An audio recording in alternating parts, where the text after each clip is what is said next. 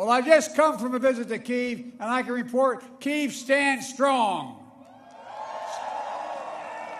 Kyiv stands proud. It stands tall. And most important, it stands free. Or would we look the other way? Would we be strong? Or would we be weak?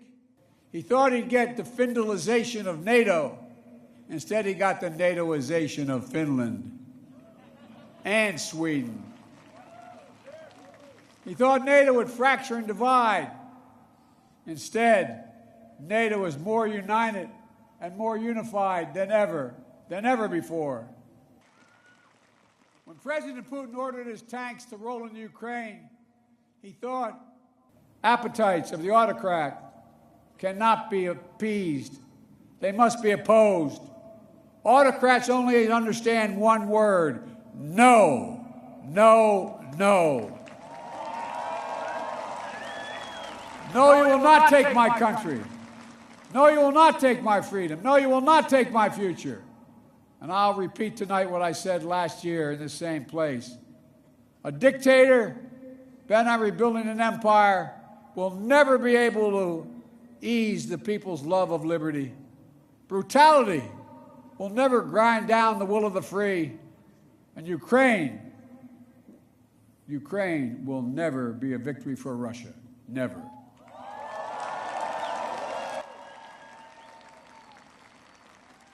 For free people refuse to live in a world of hopelessness and darkness.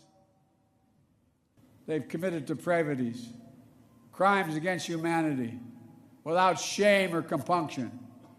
They've targeted civilians with death and destruction, used rape as a weapon of war, stolen Ukrainian children in an attempt to steal Ukraine's future, bombed train stations, maternity hospitals, schools, and orphanages.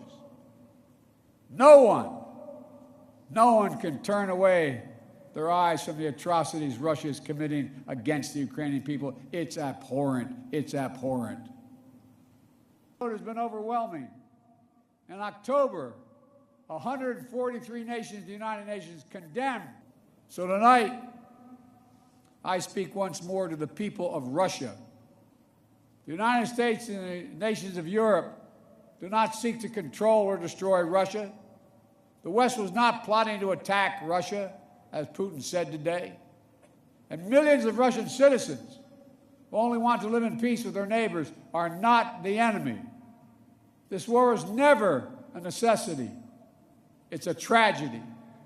G7 and partners around the world answered the call with historic commitments to address the crisis. Poland is hosting more than 1.5 million refugees from this war. God bless you. Poland's generosity, your willingness to open your hearts and your homes is extraordinary. And the American people are united in our resolve as well. All across my country, in big cities and small towns, Ukrainian flags fly from American homes. Over the past year, Democrats and Republicans in our United States Congress have come together to stand for freedom. That's who Americans are, and that's what Americans do. Because in the moments of great upheaval and uncertainty, that knowing what you stand for is most important, and knowing who stands with you.